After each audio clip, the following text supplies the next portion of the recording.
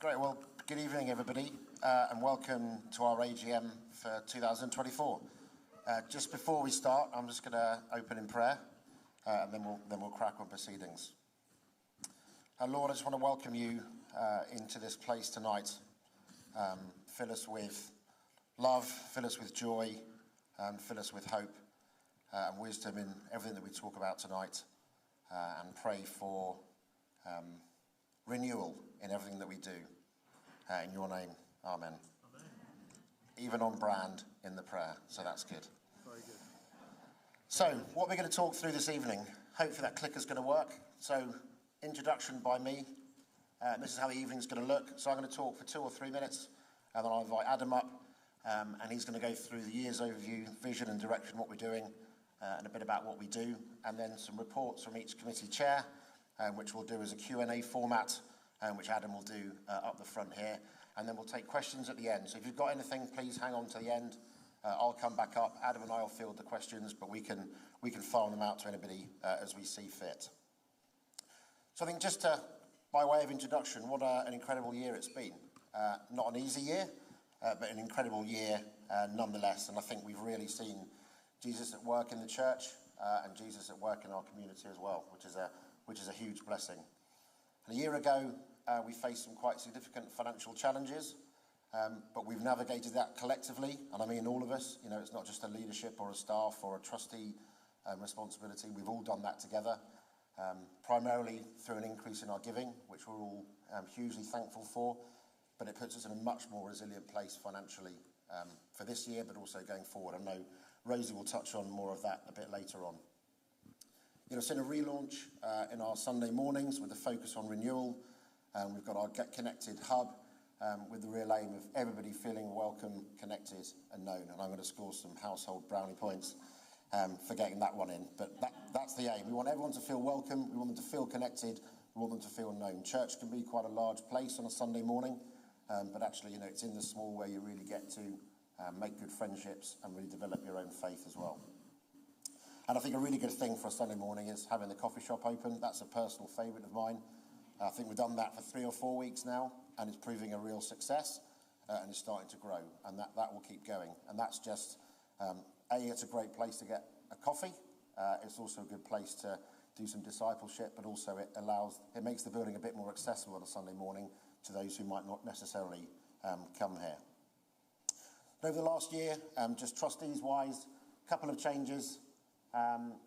We said goodbye to Sarah, who served us for many years on the Finance Committee, and welcomed Nigel Hardy, who's now joined us on the Personnel Committee. So a couple of changes with trustees. And Adam will talk a bit more about changes in leadership and what have you a bit later on. And I think I just want to finish up by reminding everybody the enormous amount of work the church does and the amount of activity that goes on. For those who only come on a Sunday morning, you are seeing such a small part of what happens here. Not saying that's the lesser part, but it's a small part. And you come down here during the week and it's bustling and there are people here and there are things happening, whether it's a kids group, whether it's Young at Heart, whether it's Y4F, whether outside of the building it's small groups. And Adam will touch on more of our ministries a bit later on. But I think it's really important that we will understand that. And if you don't know what we do, please either ask a question at the end or come and find a leader or a trustee and talk to us about what goes on. And if you want to get involved, we're never going to turn down any volunteers. And my final point is just a huge thank you to all of you. Thank you for everything you do, whether you're employed by the church, whether you're a volunteer, whether you're a member of the congregation. You know, we value your membership, we value what you bring, and I thank you personally for all of that. Just going to invite Adam up now, who's going to cover off leadership and then take us through the Q&A. Great. Thanks, Simon. Thank you. So, a little bit of an overview. So we'll skip through these. Our leadership team. So our leadership team is largely the same. And what a team it is. But with a couple of additions. So we've brought in, as you'll probably be aware, we brought in Sim and Lois onto our team. We have a process where we generally invite people sometimes to meet with us for a while, see how it works for them, see how it works for us, and then if we discern it's the right way forward and it's the right timing and all of those sorts of things, then we come to you and ask you for your prayers, support, comments, ideas around that. And that's the process we went through with Sim and Lois. It's great to have them on the team, real assets, and we've talked for a long time about having younger voices in our team helping us shape the way forward, and that's really important for us.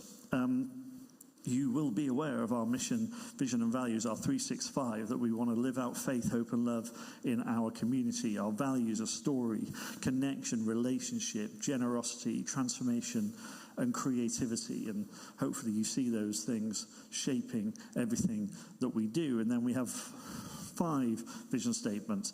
But the one that we're really focusing on, the one that we have understood, that we have discerned is the focus for this year and moving forward, is praying, creating space for renewal in ourselves and in our communities. Renewal starts with us.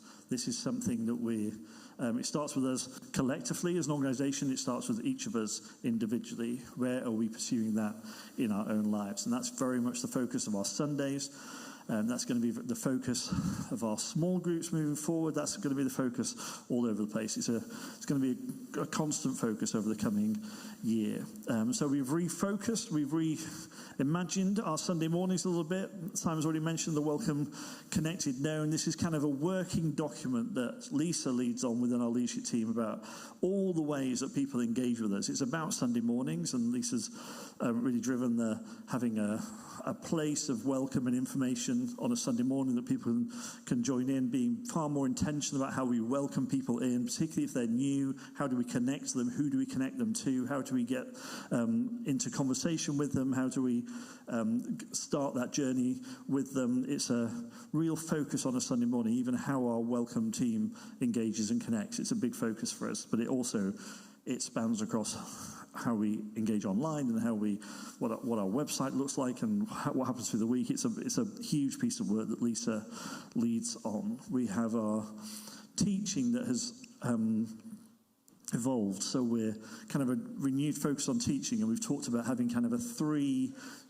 stranded rope of teaching, 3 threads that interweave together, all around the focus of renewal. So we're continuing and completing the journey of John. Sarah is taking us through Ephesians, and then I'm taking us through a series called 1010 Vision, which is all around how we see everything through the lens of Jesus. Who we are, how we understand God through the lens of Jesus, the Holy Spirit, how we understand Jesus, how we understand Scripture, how we understand ourselves, the world around us, all those things through that lens. Simon's already given a big shout to the coffee shop. I think that's a really key focus. It's an access point. It's a way of us being community. We've already started noticing people showing up earlier, so that's a win straight from the off. So that's really great, but it's also an access point for communities. There are people who are actually coming into a room full of people, 300 people, whatever it is on a Sunday morning, can be quite intimidating, but maybe just getting a step closer and engaging the service there is really important. If you're kind of thinking, well, I'd love once a month to help out in the coffee shop, be someone who chats to people like through the service or engages with people, then we're always open for volunteers in that area. And then online engagement. We were never an online church, and then the pandemic happened, and overnight, literally overnight, within the space of a week, we had to become online, and it was I think we actually did pretty well. It was quite the exercise, getting everything online. Then it's evolved. When we came back after lockdown, it all felt like we walked into a new church and we didn't recognize anyone and everyone was new and all those sorts of things, all the challenges of that. But what's really fascinating is how the online engagement has carried on. There are people now from a range of areas. It's not always easy to track, but our statistics are that as many people engage online on a Sunday or through the week as in the room. So it's roughly about 250 will either watch the service or just a sermon. If we have podcasts, that goes out to about 125 a week. But we have 1,200 people a month engaging with our website, which is quite a surprisingly high number, particularly when I don't think our website's that great. So all that goes to say is there's a lot of people that are engaging in that online space. How we connect with them, how we get to know them, how we do discipleship with them, how renewals plays out in that space is something that we are talking about, working out, shifting things, working on. So it's very much a live conversation for us. How can you get involved? Well, showing up. That's great. You're here tonight. You're already involved. Well done. Thank you very much. But showing up more often, we've talked about that. I actually think one of our reactions to the pandemic is actually making a conscious choice to value the being together. Some of us can only manage online or can't manage in the room every week, but as much as we can, we're saying let's be together because we think that's really important. The actual gathering together, worshipping together, being together. It's important for us. It's also really important for our kids, for our children, how they are discipled, how we're able to teach them. We really did notice a significant impact in the discipleship of the children when the attendance is more sporadic. It makes a big difference. So when we show up, they show up. And so it does make a big difference when we show up. Also, they get to see us being church together. It matters. It's important. They get to see us bringing our Bibles and reading our Bibles together as a community. They get to see that. I think it's important. They get to see us praying together. They get to participate in the offering.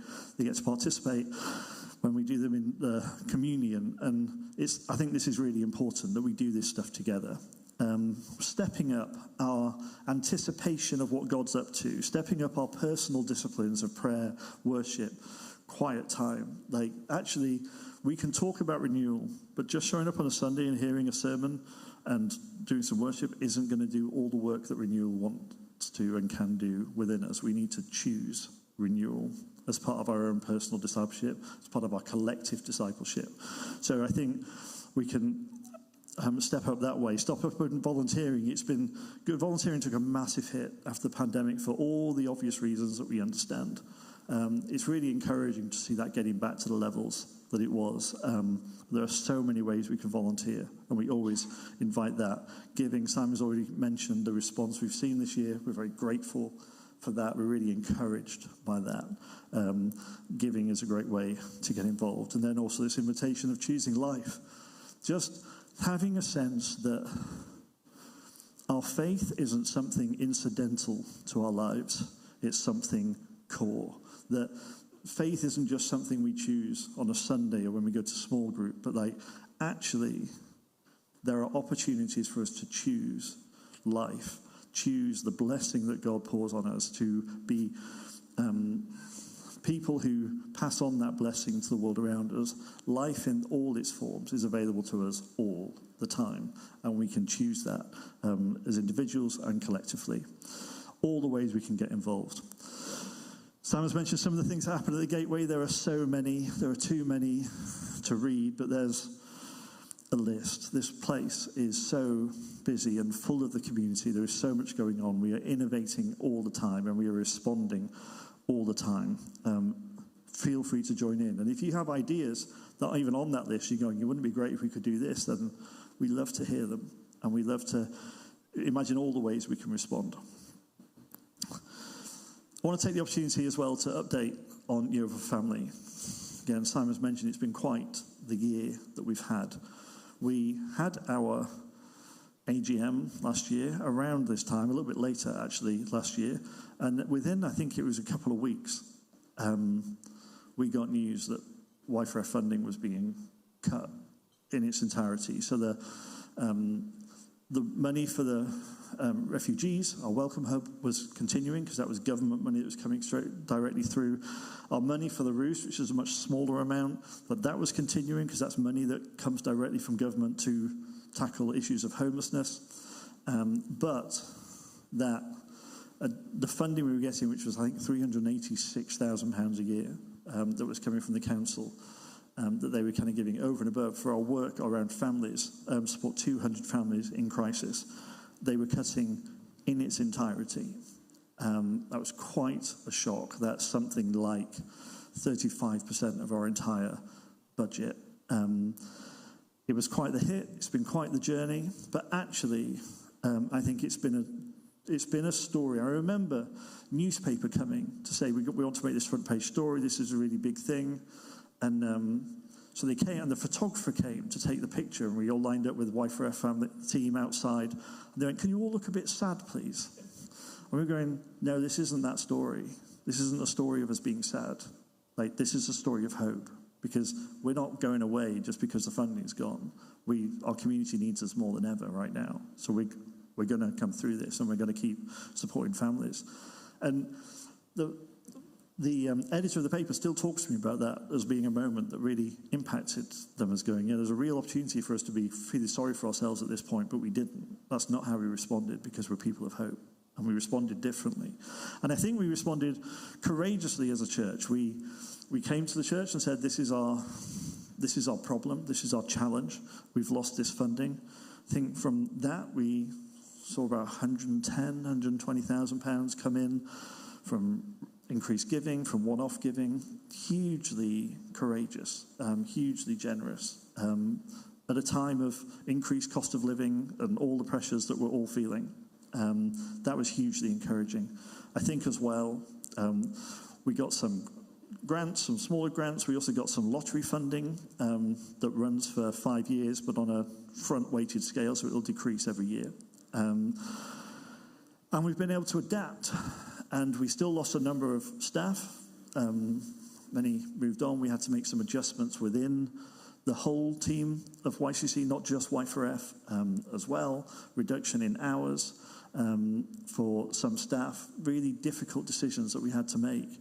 But we were very exposed financially. And our response, I think, was really courageous. We've managed to adapt the program that we do, working with less high-tariff families, because that's a council's responsibility to meet their needs, and we're doing the additional work, so we're slightly less high-tariff families, but providing group work and group support. And those are up and running now, running 9 groups currently. The team are doing really well. They're embedding that. So it's actually been a really good response.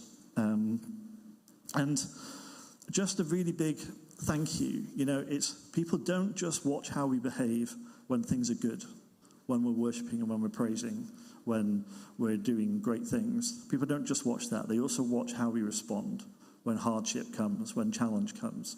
They see it, and they see how hope plays out in us. They hear us saying things like, our community needs us more than ever now. We're not going to go away. We're not going to hide. We're not going to shrink. We're not going to lick our wounds. We're going to love more courageously in our community, and it all acts as a witness for who Jesus is. So thank you for that. Thank you for being in that journey with us. It's been hugely beneficial. And Rosie, do you want to come up and talk around finance? We'll touch on the shift that the Y4F situation has made.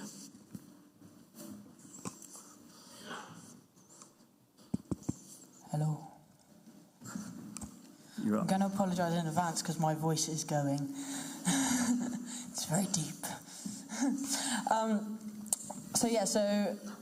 going to talk a little bit about 2023 and how we kind of ended up, but in all honesty, a lot of that is historical, so we're going to kind of do a lot more on this year and the current situation. So just a small introduction into our team.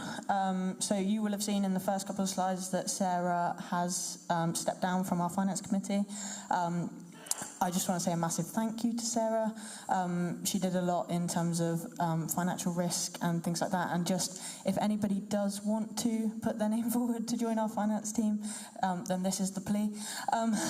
Because it is now me, Keith, and Trisha, who is on staff. Shall we just wait now? Shall we just pause and wait for someone to pull themselves forward?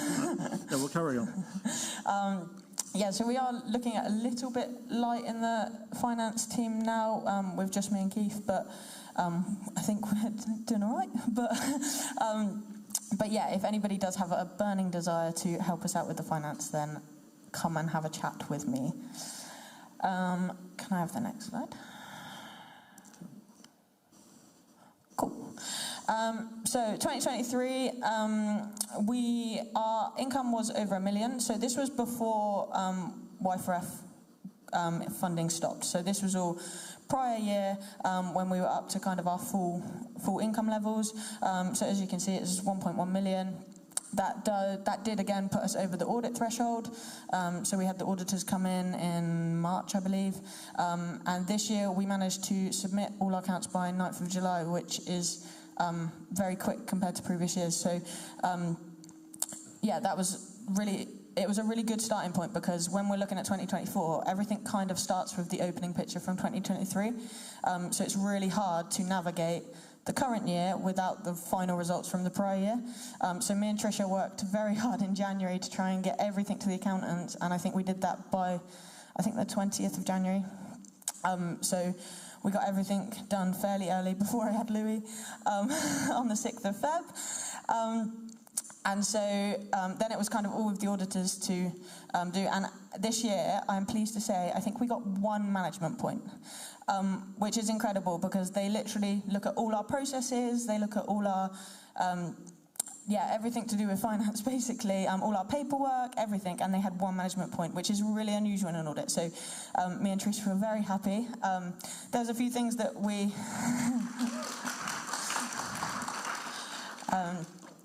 there's a few things that we will still continually try to improve.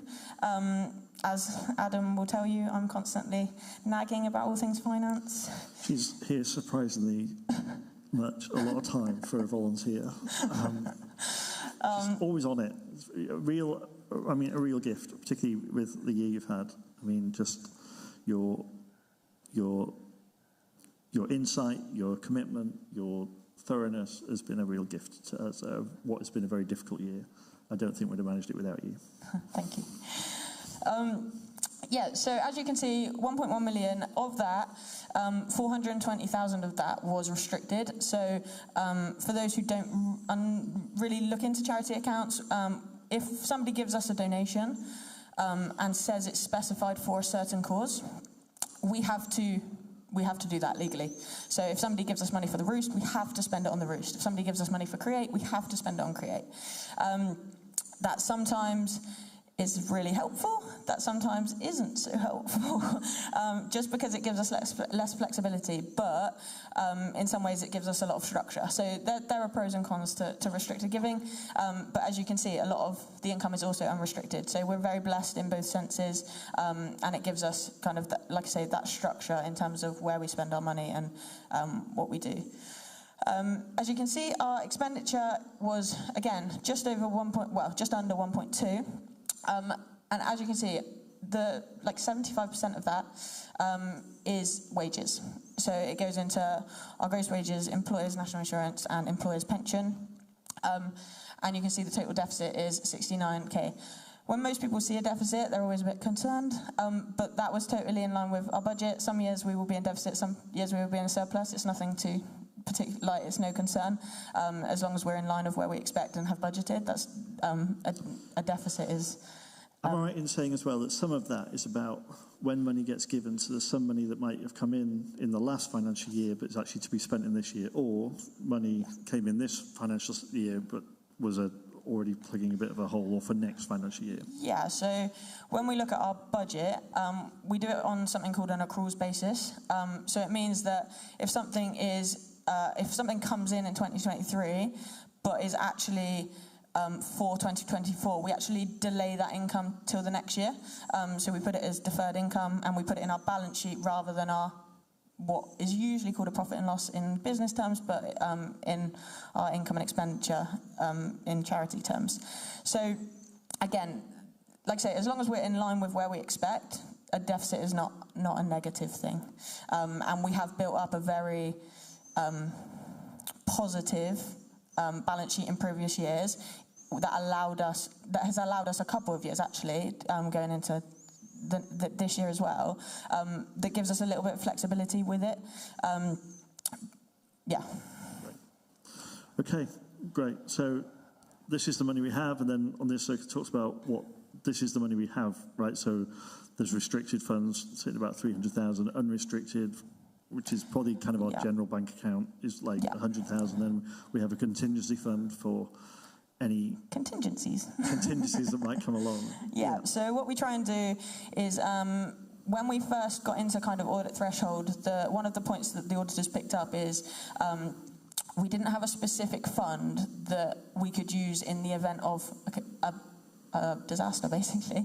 If something really went awry and we weren't necessarily prepared for it, that does happen in finance, we needed something that showed Charity Commission that we were a little bit resilient to that. So what we've done is created this fund that we're now in a position that fund, if literally all our income stopped tomorrow, we would still have a few months where we could still carry on with no issue. We would obviously have to find funding in due course, but it would allow us to continue and at the same rate as we currently function at. Great. So this year, how are we doing? This year. Just a little bit of context. So when the income, when YFRF income stopped, or got told to us that it was being stopped, I was, I think, 2 weeks in role. So I had to dive in the very deep end and ask every question under the sun. I think I spent about 3 months just analysing absolutely everything. And so by the time it came to December, I'd created a budget for 2024, which I basically cut out everything I thought we could cut out. I had some conversations with the strategy team and said, we still need to find this gap. And essentially, I cut back absolutely everything, which I don't think the budget holders were happy with me, but they understood. And but basically, we had to go from a very luxury position, I would say, to function at a minimal position to allow us to then go forward and project and actually find ourselves in a more sustainable position. So essentially, I cut as much cost as I could to allow us to function at the very minimal,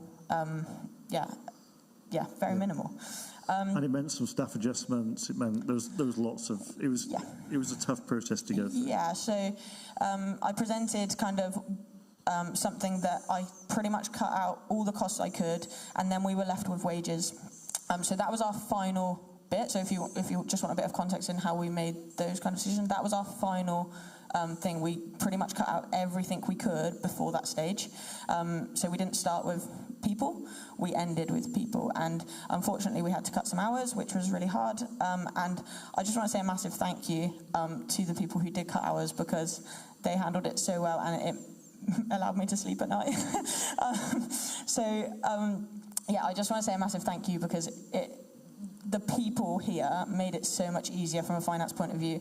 I deal with situations like this at work, and they are not easy, and a lot of businesses lose almost all of their staff because it's not handled the way we handled it, or the staff receive it the way our staff received it. So I just want to say a massive thank you in that sense. Yeah, I don't know if are we allowed to say this at this point?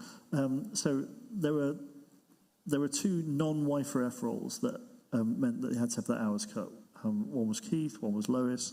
And they were really hard decisions to make, because obviously they're both really great in their roles. They're both really valuable people, but it was a decision we had to make. And again, I think we're really grateful that they responded to that really well, and they went on the journey with us, and they're still here. We've just made a decision. We are now in a position where we can restore those hours, so that'll be happening from next month. So we're really happy to be able to do that. But we know, and we heard from the church, that there was a cost to those hours being cut.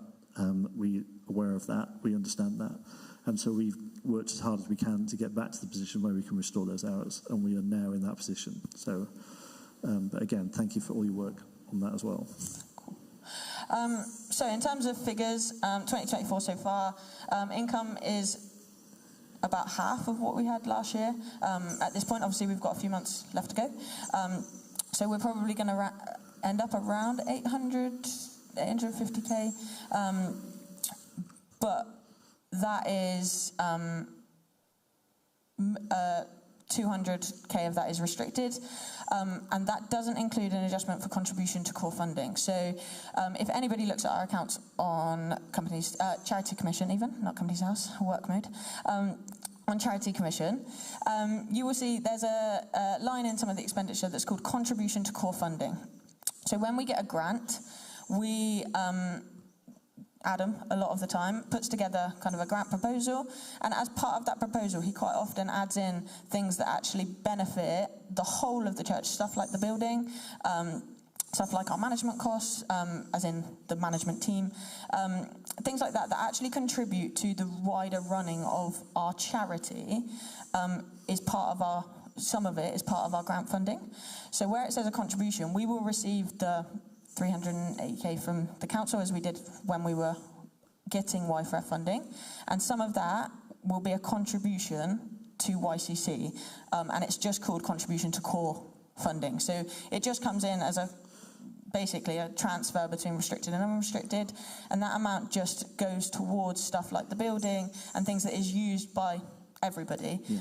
It's like heating costs. Yeah, and especially YFREF now that they are actually back in the building. So that's what that is. I think I've had a few questions on that before, so if you're ever wondering what that is essentially what it is our grants that include that kind of bit of contribution. What I will say is we were too reliant on it. That's the honest truth. When I came into role, we were too reliant on it. And what we've done is done a 3-year plan, so 2023 was last year. I completely analysed it. We cut it down in 2024, so this year, and we've cut it down even more in 2025, or proposal is that we cut it down more in 2025.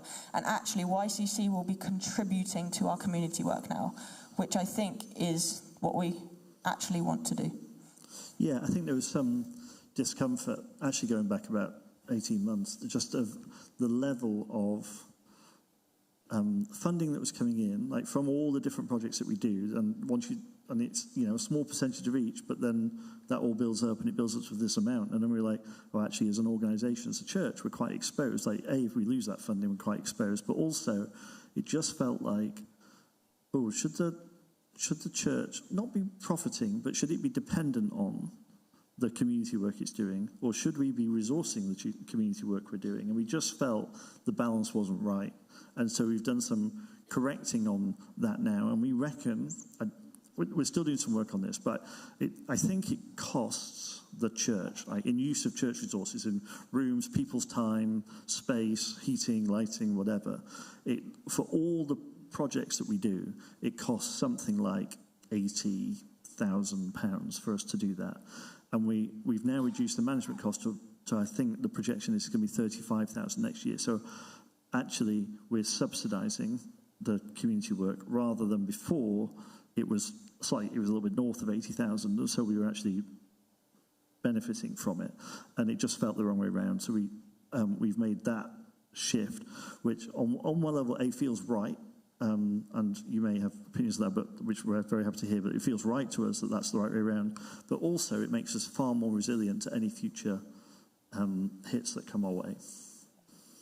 Yeah, and I would say from a finance point of view, we had conversations about it feeling right, but from a purely finance point of view, it makes us very... I brought the moral view. It makes us very resilient. If any of our other funding does get cut, then effectively the YCC side will be actually unaffected, which is great, because it means that if we do get any bad news in the future, actually our focus is very small, in that we go and find money to replace that kind of, in a spreadsheet, my column. But previously it was going, okay, we need to replace that, but we also need to replace this, and this. And that just creates a massive risk to us in being sustainable going forward. So we've, cut that out. Yeah, great. Sorry, just go back. George, go back, sorry. Jumped ahead too quick. Sorry. There we go. So some people, when we were going through the cut in funding, some people actually thought we were going bankrupt. which I just want to kind of say that's very not true. So because of the restricted element of our funding and because of the way accounts work, our liquidity has never been a problem, which is essentially our cash. Our cash has never been a problem. We have always been in a very liquid position, which again is great because it allows us to kind of firefight when we need to. But essentially, our cash has never been a problem. So just from a few conversations I've had, I just wanted to mention that. But also, Keith has done a tremendous amount of work in setting us up with a platform called Insignis. And it means when we do have that extra bit of money that we're not using immediately, we are now actually putting it on a platform and gaining much higher interest rates. So we're actually utilising the cash we have, and previously we've lost out on that kind of higher level interest because we've kept it in a mainstream bank account, or we haven't necessarily thought about it too much. But now we are trying to utilise our cash balance as much as possible, and I think we've maybe tripled our interest from previous years, from last year to this year already, and we've still got over a quarter to go. So can I just try and translate what you said, and then you tell me when I get it wrong, because this. I've spent a lot of time with Rosie going, tell me again. I don't quite understand. So what Rosie's saying is we had good liquidity and there's been plenty of money in the bank, something like 2, 3, 4, sometimes £500,000 in the bank. The problem is it's not our money in some senses. So it's money that's been given to us for a purpose to deliver a project over the next however many months. So we can't just spend that on, we need some more board games for the youth group or whatever. We have to spend that on what we have to spend that on. And as far as accounts are concerned, this is when it gets problematic, because we have to be able to demonstrate that we've got enough money for the things that we want to do, and they get really nervous if the money in a bank is ring-fenced money and there isn't enough unring-fenced money in the bank. So that's why. So it can sometimes, because I was really baffled sometimes because we've lost all this funding, but I'd look at the bank and go, what's our problem? Like, let's just keep going because we've got money in the bank. She's going, yeah, no, it does not work that way. Like, the accountants will, or the auditors will come at us. Like, we have to find this money to free up because it has to be a particular type of money. However, what we've learned from that is, but we do have that money in the bank and we can use that smarter whilst it's in the bank than just leaving it in our bank account. So that's what we're trying to do. So don't sit there going, well, it's all right, we've got loads of money. It's quite a complex picture, which probably takes longer than this evening, and certainly takes someone smarter than me to explain it to you. But I think I've done an okay job. Yeah. And so having money in the bank doesn't mean we have money to do whatever we want with, and that was a lot of our problem for our accounts. But if we have that money in the bank, we can use it smarter, which is what we're doing with this program. Yeah. If you just go on to the next slide. So this is kind of what Adam's talking about. So we have, in charity speak, funds. So these are our pots of money. So as you can see, we have overseas, our contingency, building development, welcome hub, Y4F, our homeless work, and then our unrestricted is actually now split between 11 budget holders. So when I came in and did kind of a big analysis on our spending, what I found is that there wasn't quite the process that I wanted in place to allow for authorization of certain amounts, and when people wanted to spend money, they didn't quite know who to go to, or we would just assume we were okay, and that would just land on Trish's desk as, it's already happened, or we would go, we're firefighting, we've just got to get on with stuff. So what we've done is, in line with the budget, we've split every, in spreadsheet terms, columns, into budget holders. And we've introduced something called Approval Max. So Approval Max is something that all invoices go through.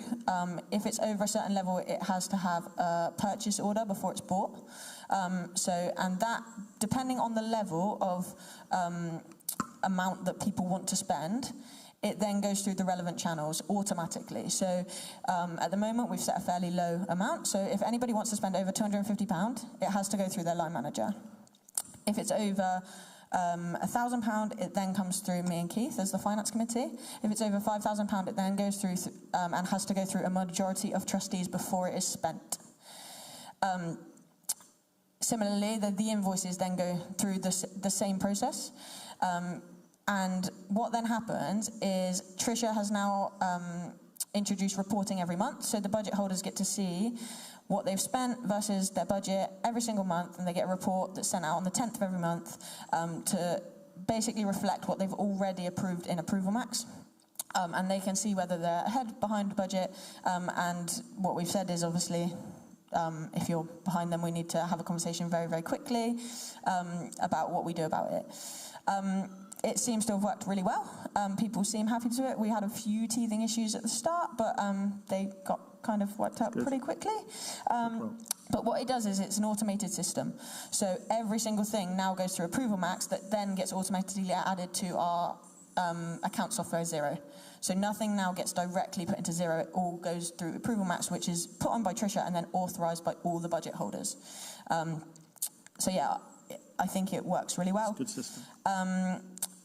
So 2025, next steps. Me and Tricia have already started the budget preparation for next year. So in the last 2 weeks, we've had meetings with every single budget holder and talked through what they'd like to spend. And we've said, if you don't ask, you don't get. But we cannot guarantee that we will say yes to anything you say. So that's basically that's how we've run the meetings, and we've had really, really positive conversations around how it worked this year, what they'd like to see in their reporting next year, and actually all the budget holders are being a lot more proactive in going, well, actually, I don't understand quite how this layout works. I'd really like graphs, or I'd really like different ways of reporting. So me and Tricia now have kind of 3 months to put that in place, so that when we go into 2025, all the budget holders have the reporting that they'd like, and their budget's all in the kind of, yeah, all set before we even go into the new year. I've put grant application window just purely because in 2024 our income is going to be below the £1 million, which means we won't be audited, which means we won't be classed as a large charity anymore for I don't know how long, depending on what funding we get in. So what we've got is a window of opportunity that, and I know Bridget particularly has felt this, in that we get turned down for applications to quite a few grants because we are a large charity, because some people will only give grants to smaller charities. So we have this window when we submit the accounts next year that we might be able to just look at some different types of grant funding that we've maybe never explored before. So we're not saying we're going to get anything, but we are just exploring that window probably now so that we're ready for when the accounts are submitted. So hopefully and if we can pray for that, that would be great, because I think it's a real opportunity for us to, again, continue running as we do, but also where Adam has mentioned the lottery funding, that is on a sliding scale. So we have the 5-year funding, which is awesome, and we're so grateful for it. The first year funded us 100%. The second year goes down, the third year goes down, fourth year it goes down, and fifth year it's almost nothing. And so we have to put in place funding that allows us to continue the programme for 5 years. Some of that we've already got in place because of your generosity. Some of it we've already got in place. Some of it we're hopeful with, and some of it we're not quite sure. And so, again, prayers for that would be awesome, because I think it's going to be, at the moment, it's going to be maybe our biggest challenge in terms of our risk. Yeah, absolutely. Does that make sense? Great. That colour's changed. That colour has changed. Which means that's the end of your slides. Thank you very much, Rosie. Really great.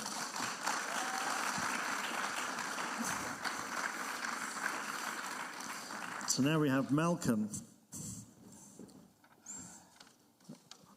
Looking apparently very impressed that you just stepped up onto stage. Yeah, like apparently I look miserable there, so sorry about that. But anyway. Well, let's cheer you up. Yes, well, you can cheer me up because you've covered quite a lot of stuff, and Rosie's covered a bit of our stuff, so we don't have to go into too much. So yeah, the Personnel Committee, which I chair, comprises myself, Vicky, who's here, and also Nigel Hardy, who's not here because he just had a knee operation. But he's joined the trustees, and we're very happy to have him in the personnel team. I'm sure he's joining online. I think he might be. Okay. So I thought we'd look at staff numbers to start with, because it ties in very much with what Rosie and Adam have been talking about. So we went through this crisis over the loss of the Y4F funding and the knock-on impact. So you can see in that little table underneath how it compares. So we're back in September 22, we had 39 people on staff. And then September 23, a year ago, 38. This year, we're down to about 30. Slight change in YCC staff. I think actually that was Sue Pocock, who was still in our employ at this time last year. Y4F, you'll notice, sorry, it's just beside the glasses there. There's quite a large change in the Y4F staff, which Adam has already referred to. And I do want to pay tribute to the Y4F team in particular, who were very patient and very gracious as we had to make that whole sort of re-engineering of Y4F. Particularly to Joella, who carried a lot of that. Really remarkable. And she did really, really well. We were fortunate that by then, and without knowing this was coming down the track at us, we'd engaged an external HR company called Avonshaw, who gave us some advice on how to do things well and how to do things properly.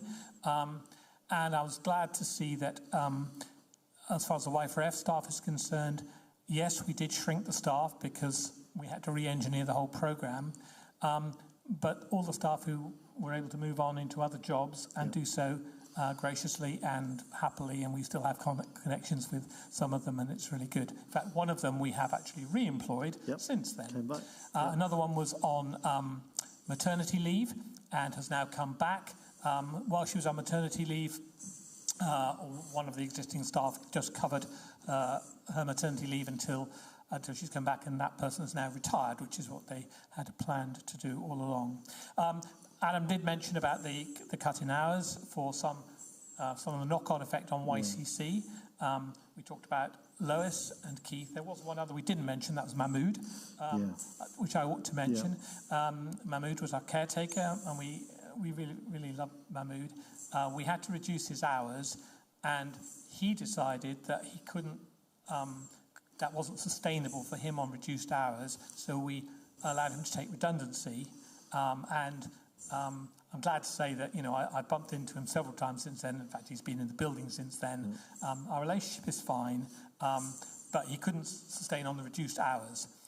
More recently, we have taken on a new person on those reduced hours, and so we can, if you'd like to flick over to the next slide, we can look at leavers and joiners.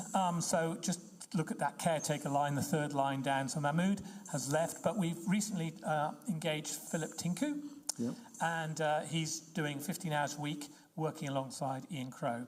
Looking at those others, just to give you a bit of a flavour. So Ollie, hello Ollie, I see you, has moved on to a very exciting job at Haynes and is enjoying having time of his life by all accounts.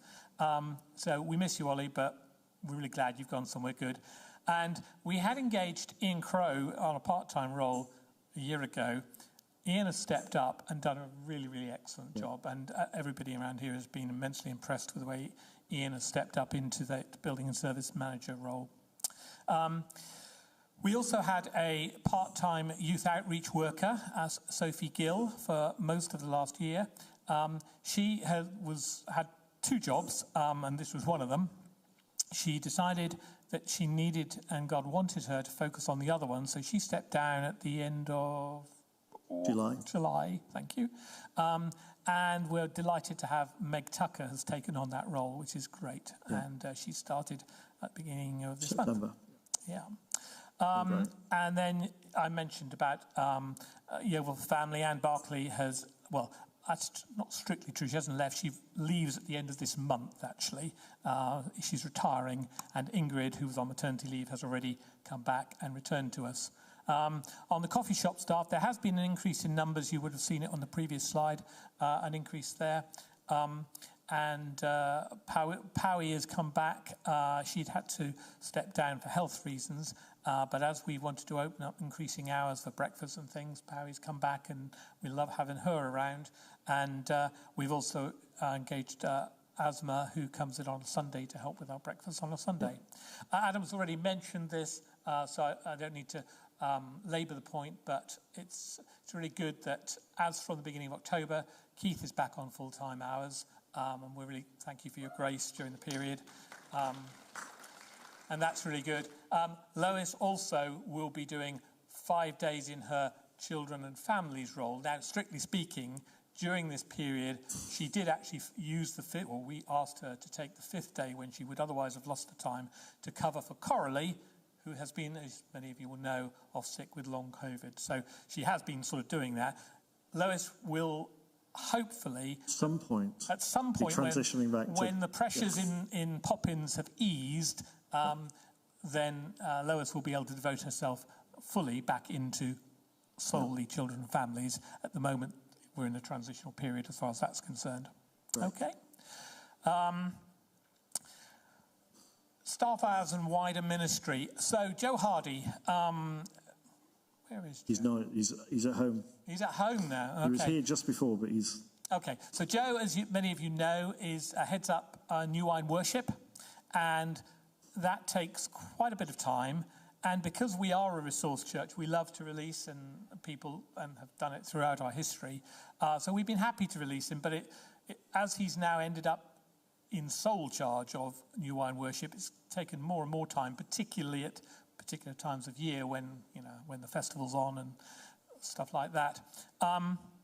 So we were delighted when, after some discussions with New Wine, they have agreed that I think they're calling it a charity-to-charity secondment. Effectively, they are seconding Joe from us for 1 day a week, the equivalent of, which is really good and really generous. So it will never work out exactly as 1 day, but on average, that's about the amount of time he's spending on working for New Wine, and they're now funding us for that, which is great. Next slide. Something vaguely similar applies with yourself, Adam. Yes. Most of you realise that alongside leading the team here, Adam is also Executive Director of Jesus Collective, and you've heard us talk about that from time to time. It's a Jesus-centred relational leadership kind of network, mostly based in North America. And over the past year, Adam's been dividing his time, notionally at least, 60% YCC and 40% 40% Jesus Collective. Now, more recently, over the last few months, Adam has reduced his involvement or the time commitment to Jesus Collective. He's still Executive Director, but reduced the time commitment. And we need to see how that's going to shake down. You're away in October for a couple of weeks in the States at conferences and with Jesus Collective. And so we're going to be doing some work between now and the end of the year with a view to what is the right allocation between Jesus Collective and YCC, and that works for you, that works for YCC, and also that works for Jesus Collective. So we're going to be reviewing that around the turn of the year. Great. Okay, next slide. Oh, yes, salary matters. This is just an update for what went on earlier in the year, because we review salaries for April. Obviously, come April, back along in April, that was the peak pressure time for us, having just lost council funding, a lot of struggles there. So we made a decision that we weren't going to introduce an across-the-board wage increase for staff. We didn't feel at that stage that we had the resources to do that. But we did want to make necessary changes to ensure that all of our staff were paid either at or above the real living wage, which is not the government's living wage, which is a different thing and a lower thing. At previous AGMs, we've had and heard the feedback that people wanted us to make sure that even our lowest paid staff were at the real living wage or above. And so we've done that. What that meant in practice was that lowest paid staff had something like a 10% increase, because the real living wage went up a lot because it's connected to inflation, as was then. It meant some other staff had some increase if they were only sort of just below the real living wage to take them above that. But higher paid staff didn't actually had received no increase back in April. We will obviously be reviewing that again in the future. If any of you are mathematicians, you'll work out that what that does is it reduces differentials between staff. We're aware of that. We accept that that is one of the consequences of doing it this way for this year. Okay, next slide. Just a few other odds and ends. I've mentioned Avonsure HR Services. We engaged them in end of 23, and that was really helpful, particularly with the difficult decisions over staffing. They give access to employment advice support and also certain training, which is really helpful, particularly for people like Trish. They also enable us to have an app on all of our staff, have an app that they can use to see how much holiday they're due or how much holiday they've taken, and all of that kind of stuff, which is helpful. And Trish is able to handle much more of the day-to-day HR matters and liaise also with Avonsure. Sickness, a couple of things, just mention, most of you know Coralie has been off from Poppins with long COVID. She is recovering slowly.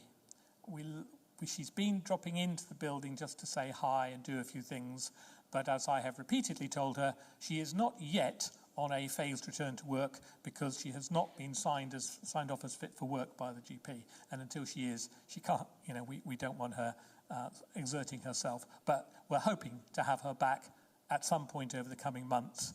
But she's been on long-term sick, but she's doing good, just still quite weak. Vicky Pritchard is also off for an extended period after having had surgery, and she's recovering well, but that's going to take a while before she's back. And there are one or two others who are on a more short-term basis have been, struggling and been off for odd days and whatever. It's just worth saying about the Avonsure thing. One of the ways we set it up is that it was front-loaded financially into the first year, so which we come to the end of. I think we've just made our last payment of that, and so now the cost of that drops massively for years 2 and 3, which puts us in a much stronger position as well.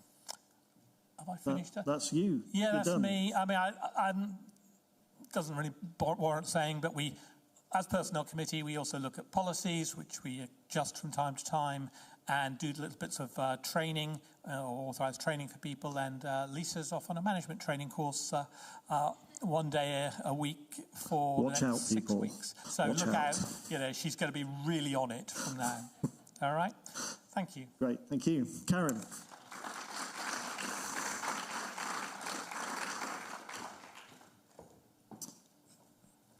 Karen chairs our Building Assets, Health and Safety Committee. Yep. All 3 of our chairs are in and around the building so often, giving of their time, investing their time, getting involved in all sorts of things. It's really valuable, and we're very appreciative of all your efforts. Start us off with building updates. If I just let you know that Helen Day is also on our committee, and Ian Crowe. Yeah. So that's our committee, and we cover a lot of stuff: buildings, assets, health, and safety. So this year particularly, there was work developing the offices and an AV studio for Y4F and the leadership team, because they came back from the AKS building. So that was a lot of work for everybody, and they all worked really hard to make that work. So we've also got increased security measures. We did have a burglary and some theft, so we needed to increase our security system. So we now got zoned security, so that if we've got groups just using that side of the building with the Preston Lounge and the small hall is, then they just need to be able to access that, and then for the rest of the building. So they've done a lot of work Upstairs with that. is zoned off as well. Yeah, zoned off, and CCTV, additional CCTV around the building as well. So just we need to do that. I think the insurance company would expect us to have done that, so that was important. There was increased insurance premiums. I think a lot of us, I think we've all experienced increased insurance premiums in this past year. But every so often, the agents come and reassess, our building and our assets, and so there was quite a big increase in that, about 4,000 increase as a result of that. £4,000, yeah. What else? Energy efficiency assessment. The government has set up this energy efficiency assessment, which was a free of charge. So we had somebody come and look around our building to look at ways that we could improve our energy efficiency. And they gave us a report. And they recommended particularly replacing our very old boilers, and some of our windows aren't even double glazed, and we have some blown glazed, and also it's insulation and solar panels were their recommendations. And after that, there's an opportunity it's called if I had to look it up for you, VCSE, which is Voluntary Community and Social Enterprise Organisations, of which we were one of those, could apply for an efficiency scheme capital grant. And so we made an application for that, because that grant has just closed in August, for £150,000 towards replacing the boilers with heat source pumps and things like that. So we don't know if we've got it, because we applied for that, and also some solar panels not over this, because there's complications we're doing over the auditorium roof, but potentially over above the offices and the coffee shop.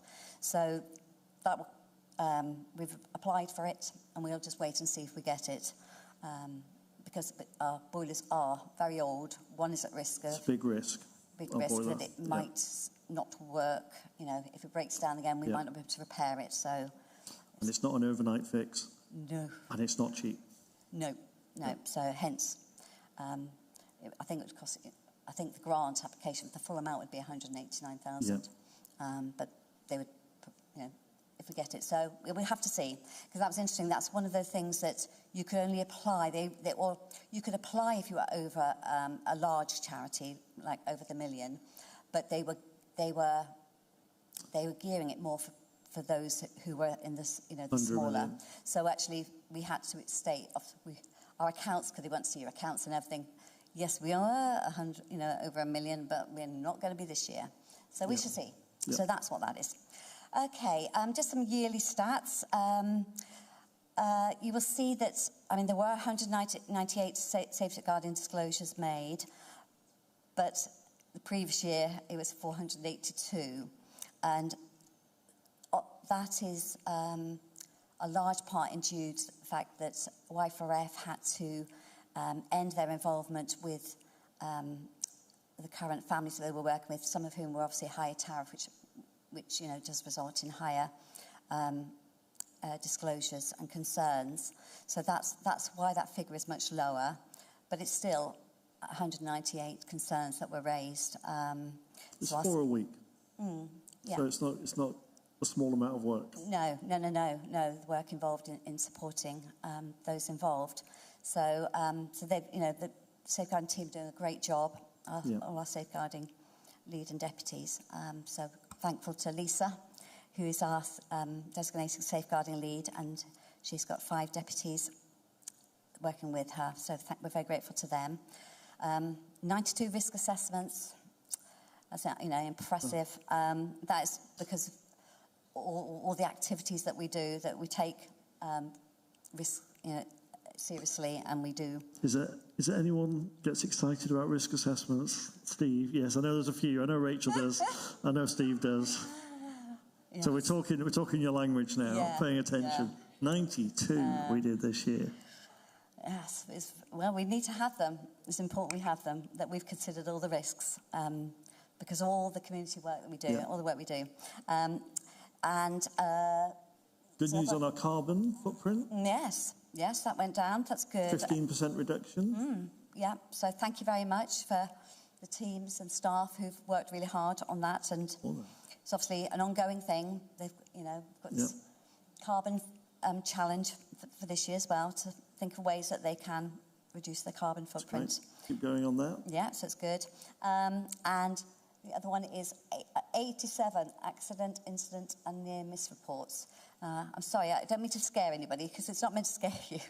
Is that a lot, Karen? Well, or is that for an organisation this size, or is it not? That is the issue. You think, you know, sort of like that list of all the groups that are running in this building every week, all of those groups, hundreds of people that we have in this building, and we have a lot of children and babies and toddlers, you know, and youth. So, you know, there's not going to be bumps and scrapes and everything. It shows that we're doing really well at reporting and recording. It's about 1.5 a week on average. Yeah. So it might sound a lot, but in the majority of them, it's, you know, it isn't, you know, that they are sort of accidents and bumps and things like that. But, yeah. Right. It just shows we take it seriously. Further updates. Yeah, so Ian has been tasked, like all the other budget holders, to create a priority spending list. He's security upgrades are the things we've done, some things we've done, but we need to move our server to the cloud-based server, because it's very difficult when there are problems with our internet system, you know, with our computer system, where it currently is based here, and it would be easier for everybody if we can move it to the cloud-based service. So that's one of our priorities. And we've got to do a lot of work. We need to do some work on the gutters outside, things like that. I say replacing the old boilers and the single glazed broken windows and things like that. So there's some of the things that are on the list. We've moved from to Church Suite from Planning Centre people. Planning Centre.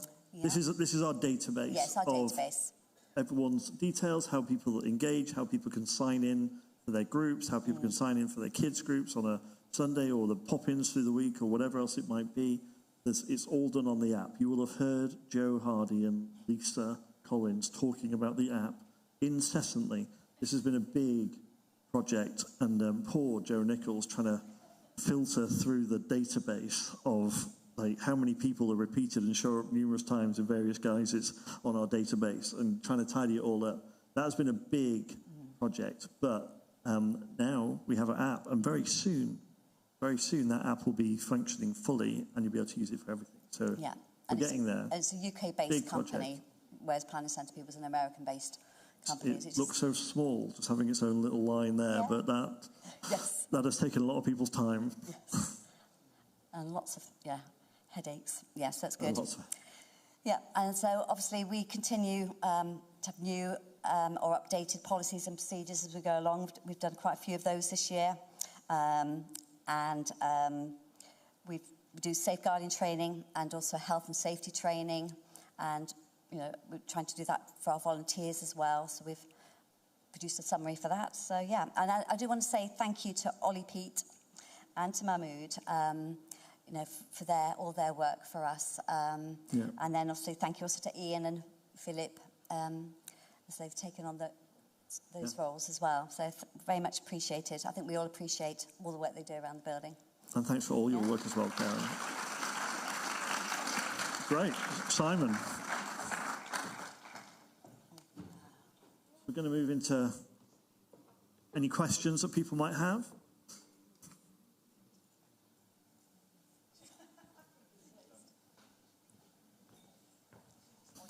Oh, sorry, yes, Steph. Oh, hang on. Can you tell me what the difference between whatever Sophie Gill was doing, the youth outreach worker and Create, how does that not overlap or isn't different? It does overlap a little bit, but it is different. So we do a lot of youth work, schools work, run a lot of youth groups, etc. And Claire, I'm sure you'll all agree, does an incredible job looking after all of that. One of the challenges that we've noticed actually over the last few years is the number of people who are looking to do gap years in youth work is getting less and less and less, and swim are getting less and less interns. And we have understood that we need at least 2 interns a year to support, just focused on youth, as well as a couple who are focused on families, as well as media, as well as worship. So we actually could do with a team of 6 to 8 every year, and we don't always have that. And particularly around youth, again, if you're around very much and you see Claire as she's moving around the building, you will notice that she's generally overstretched. And so what we wanted to do was not just have somebody who wasn't just an intern who she had to spend a year training, getting up to speed, and then they left, and then you do the same thing again. But could we have somebody on the team who was employed for a few hours, but who then over 2 or 3 years could grow in the role and take on more responsibility, so Claire doesn't have to be at every group with every young person and all those sorts of things, so her life could become sustainable and achievable.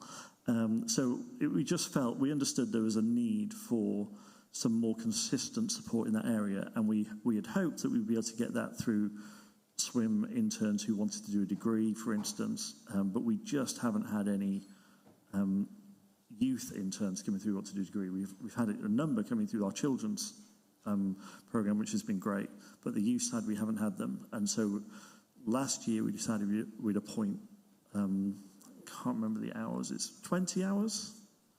Claire's nodding, 20 hours.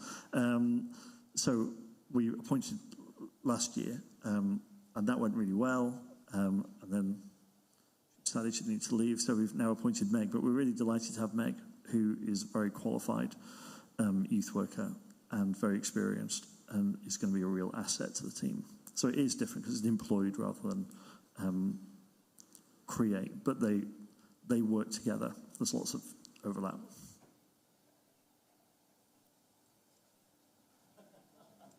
Get my steps in. Mr. Hart's got a question. I'm stunned. Well, it wouldn't be the same AGM, would it? I've got a few questions. So, Rosie, you mentioned that the wages are 75%. Is that being controlled? Because in the past, the wages here have been at 60%.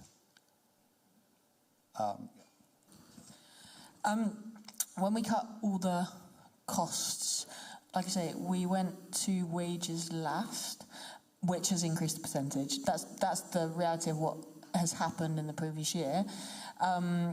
Now we're in a more kind of sustainable picture. I can imagine the percentage will go back to more like a 60, maybe 65%, but it will come down again. It was just because we literally stripped every cost we could out of this year, so that's why.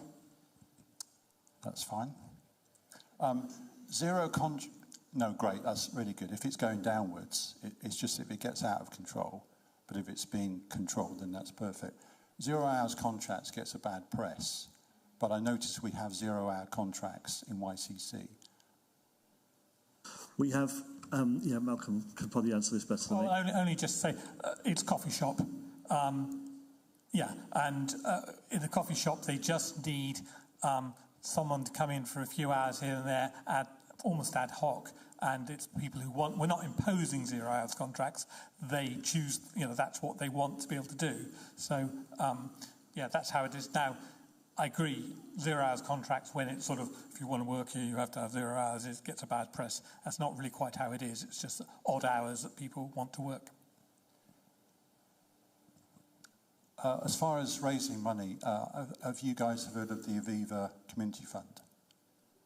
It's just that John Pocock led me to that, and I've had 4 bites of the cherry for cab when we brought in 25k.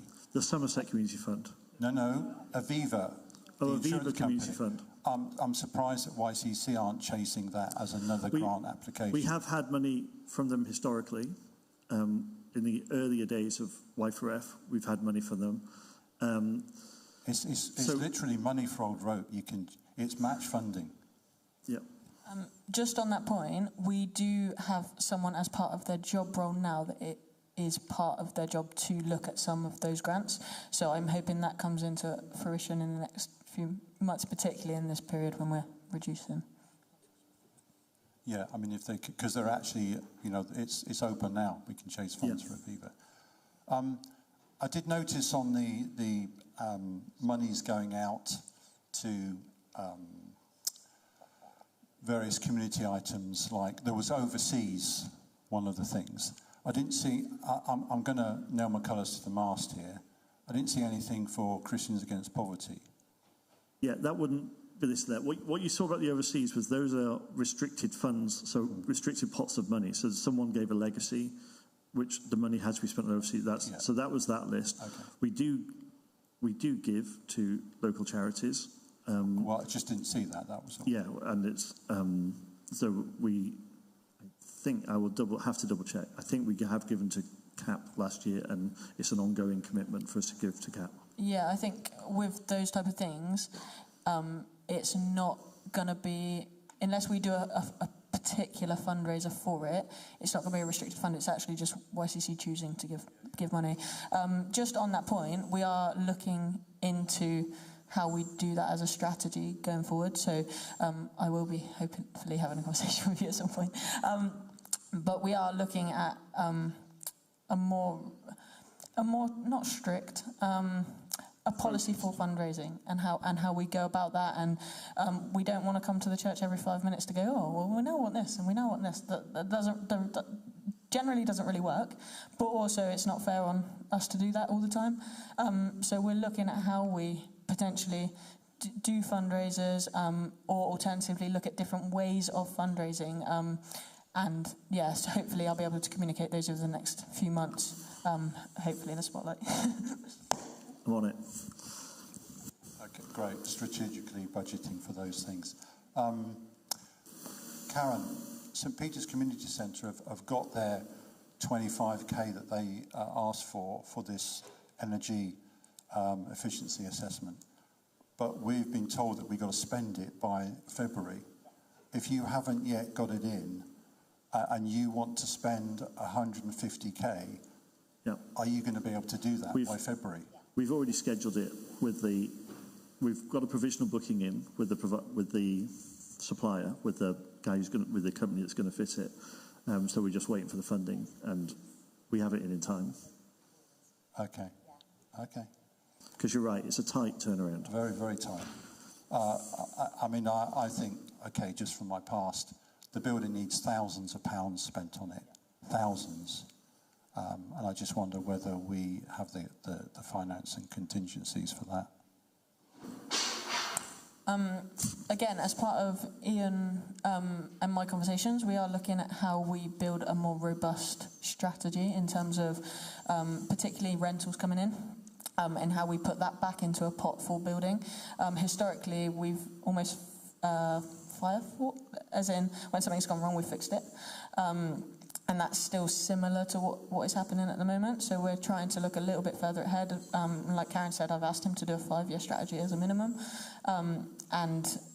So we are trying to do that in every single area. It takes a while to get people thinking that far in ahead, because for one, YCC changes all the time, it's really hard. But two, it's quite a change in mindset for a lot of people, because historically we have run year to year, and so to look further ahead is actually a real change of mindset, and can be really difficult for people to get their minds around.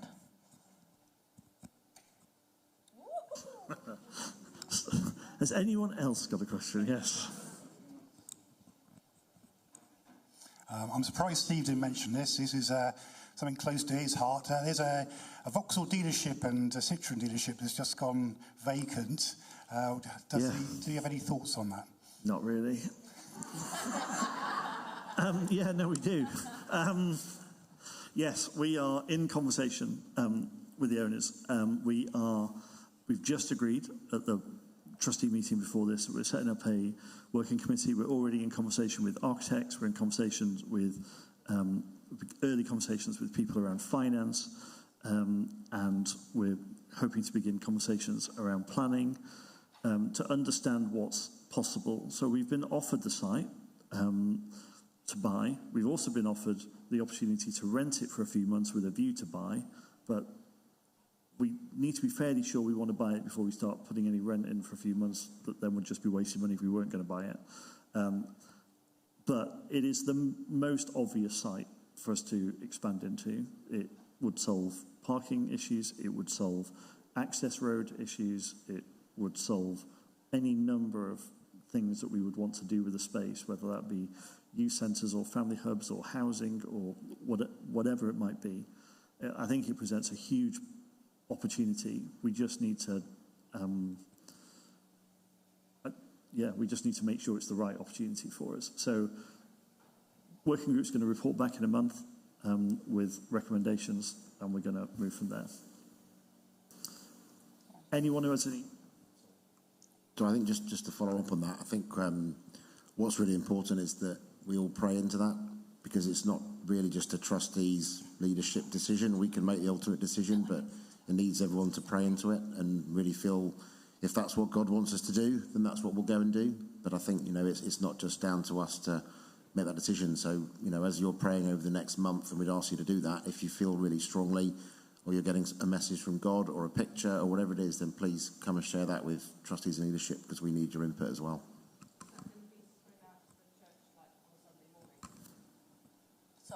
Yeah, we will make people aware, because obviously it's no secret.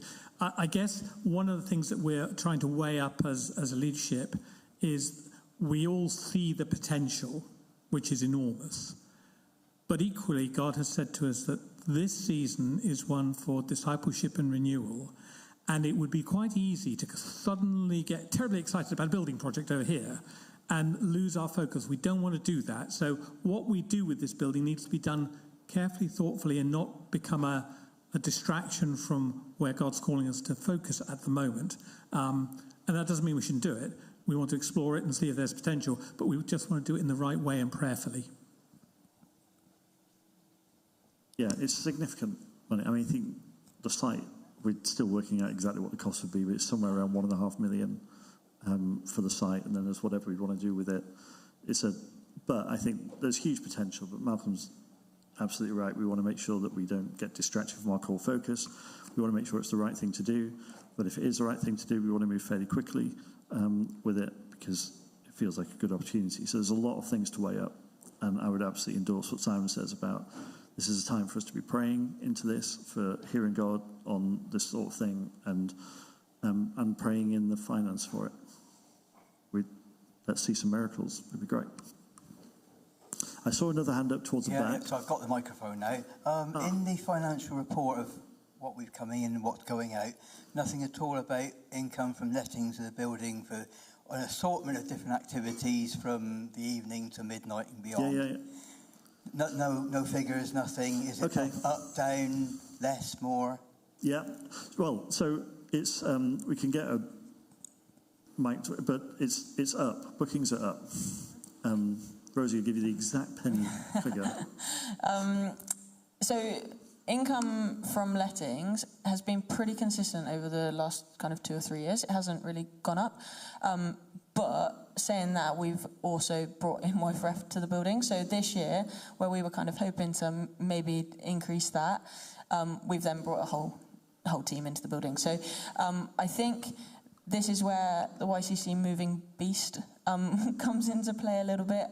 But we're around the 45k mark yearly in terms of general bookings. And then we get an amount from the Roost for the areas they use. So that's on top of that. But that's a specific amount that we agreed almost in hindsight. So we last year we got a bulk payment for like the previous 2 years. So that wasn't something that we'd kind of put in, and it was a very nice surprise. But yeah, so now we have that ongoing as an agreement that they pay into our rental, but we separate it just because if the Roost, for whatever reason, ever had to move or anything like that, then that wouldn't be a part of our normal bookings, if that makes sense. So we kind of separate the two. Yeah, we do utilise the space quite a lot, and we do get quite a lot of bookings in. We're quite innovative in how we develop bookings. Ian's doing some good work on that. I think we're generally up on bookings, but there's not many gaps in the diary, is the reality.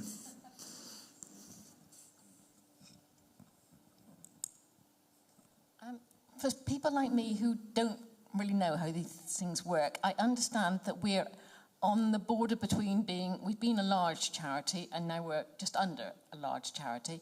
How is this a normal thing in the country, in Yeovil, in Somerset? How many churches are there that are in a similar position to us as a charity, and do we relate to them? Is there an association of people so we can learn from each other? Yeah, there's not many. There are some churches whose income is higher than ours, but that's generally just through giving, and they're large churches. There isn't, I think I'm confident enough to say, I don't think there isn't another church that does the level of community engagement, has the level of contracts that we have, which makes us a little bit unique. But we are connected in with a lot of churches of similar size. We're connected in with churches who specialise in a range of different areas. We are well connected into other churches who are doing family hub type stuff or charities. It's just one of those things to manage. It's just, I mean, yeah, the over $1 million thing is one thing around, because then your whole accounting process, and you have to be audited, and that's a lot of work. And it does seem that there's just a lot of grants that are if you're above this size charity and if you're under this size charity.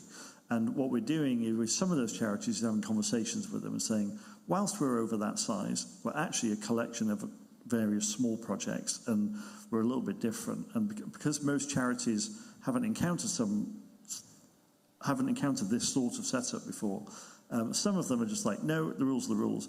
Others are willing to kind of engage in a conversation and see if they can work with us and flex a little bit. I also think I'm right in saying that we actually wouldn't want to benchmark ourselves against anybody else, purely for the fact that we want to do what God wants us to do. That might be in line with everybody else, but it might actually be a specific thing for us to do, or a specific thing that we've been given money to do. So actually, we wouldn't necessarily want to compare, I don't think.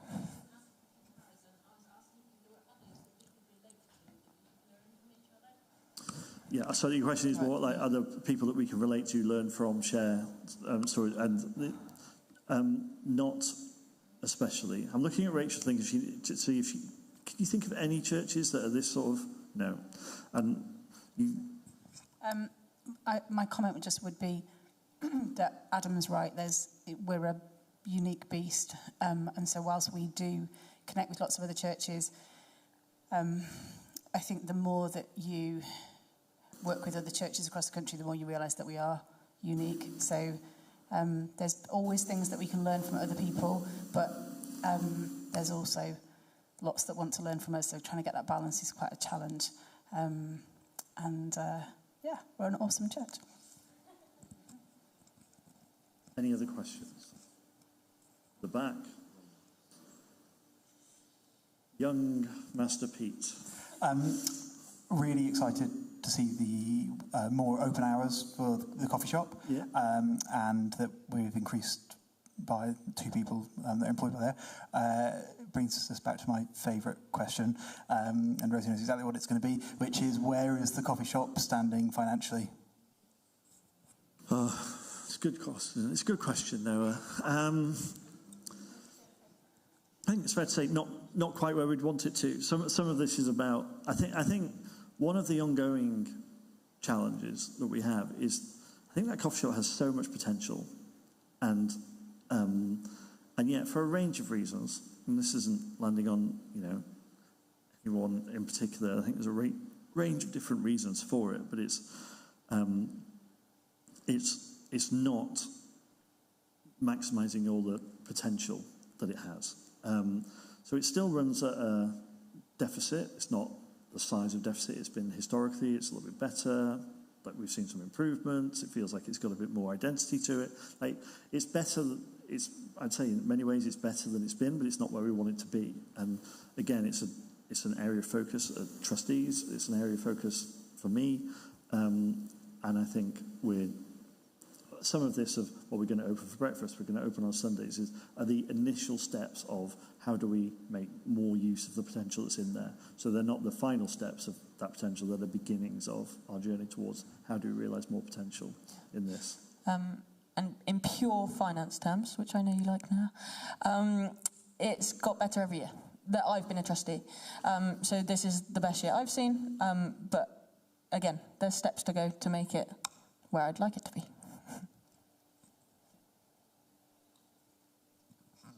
Just a plug for the men in this room and in YCC. We got a men's breakfast on the 10th of October, so that will bring more income into the Gateway. Problem solved, people. Problem solved. Absolutely. I do have one more question. Sorry about that. I think a year ago, at the last AGM, and I think Rachel, you were involved in this, accessibility around the Gateway. If we were to employ somebody who was disabled and they needed to work upstairs, didn't we have a conversation a year ago about installing a lift? Yep. So where is that? Well, so it's moving forward, but it did stall a little bit with our financial challenges from October through to April. It wasn't as high up our focus as it was the last time we met, but I'm aware that Ian's in the process of getting a range of quotes, because any sort of that size work has to have 3 or 4 quotes. Ian's in the process of getting various quotes for that kind of work. When we understand what our range of quotes are, then we'll understand how far away we are from affording it. The lottery is very open and keen for us to apply for funding, but we have to have certain things in place before we can apply for funding. We have to have planning in place. We have to have a building plan. Like, there's all sorts of things that so when our last lottery bid came in, it was supposed to be part of that, and they were keen for it, but we just didn't have enough of the background work done and completed to be able to deliver that. And getting anything out of planning from the council over the last year has been very, very difficult because they're going through their own challenges. So it stalled for a while. It's alive again. We're in the process of getting quotes. We're in the process of working with architects to get planning sorted and plans drawn up, and that's where we're at with it. So keep watching this space, but it's not going to be quick either. No. The other thing was that we would want to include in the grant application is for accessible entrances for people, Law's Larder trying to bring in their trolleys, prams and pushchairs, wheelchairs, if you can't do it yourself, so like automatic doors. So we will include that, and also upstairs toilets. It's because you need all of that. So we've got to get quotes for all that, and it's a different part of the lottery fund that you apply for building, building work. Oh, I see Janet over here. Thank you. You touched on a couple of things that I just want to food for thought about the building and parking. So I can see your idea that if we go for this, we will have a lot of space, car parking. But the reality is that if you come in early, you will find 6, 8 cars that are garages or neighbours, employees, and they're rushing in between 8 and 8:30, parking around the building. So I invited somebody to come here today. I heard that they came down to the coffee shop and there was nowhere that they could park. And I thought that was quite sad because it's about accessibility to the coffee shop. And I thought, well, there's no pop-ins. It should have had plenty of spaces. But actually, it comes back to neighbours, employees from garages taking parking spaces around here. That's okay. You can be gracious, whatever. But the reality is, should we not be thinking about bollards and that the staff using the, if you like, the parameters around the outside rather than the front, which should be accessibility for people with prams, wheelchairs, etc. So this one I encouraged to come here for coffee this morning, actually drove in, no space, went up to Brinsmore. So I'm just saying, is there food for thought that when you're thinking, you're saying all along there, which is great for the blood donors and the big vans, but actually you're coming along putting cones up to stop people, and on this occasion the actual cones were moved so that they could park their cars, so it defeated the object because people were clever. And realistically, we've got some of these cars that have actually been here a fortnight or more. So I'm just being, what about the practicalities? Bollard thinking. Okay, you listed a lot of things there. So Rachel's... Are you talking about the bollards that you lock up or lock down? It's in Ian's list. Yeah, so Ian has quite a good relationship with our neighbours. So if any of their employees do park here, then Ian is quite effective at going around and asking them to move. There are sometimes cars that are left here, which aren't employees of local businesses, or just someone might have left the car. And again, he's quite good at putting notes on cars and making sure that doesn't happen. But parking is an ongoing issue because the place is so busy, and it's one of the reasons why getting the site next door would be really helpful. We're always trying to solve the parking issue.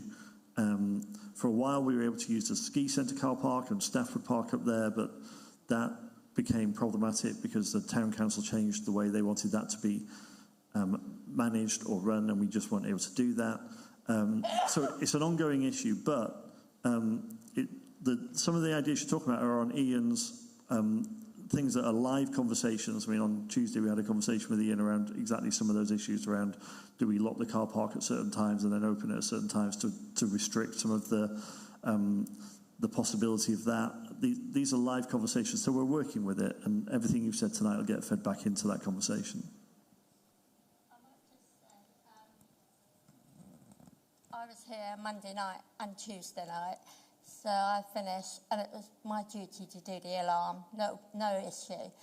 But I just got outside on Monday night, and I did the alarm, and there was another car in the car park. And I thought, oh, so I go back in the building, which means doing the alarms again, and effectively hunting to see if I've left somebody in the building or is somebody in the building. And I thought, it's a red car. I've seen that before. And then the same thing last night. And I looked at it and I thought, well, I know that car was there the night before, so it's not my student. So I was happy to lock up and walk away. Great. Is that it for the questions? Are we done? Great. Well, that brings our AGM to a close. Thanks very much for engaging throughout the evening. I think, what's that, almost 2 hours, so good discussion. Obviously, Steve wins the prize for the most questions, but I win the prize of betting on Steve asking the most questions, so that's good. But thank you all. Thanks very much. There is tea and coffee at the end, but if you want to get off home, we understand that as well. But thank you, and God bless you all.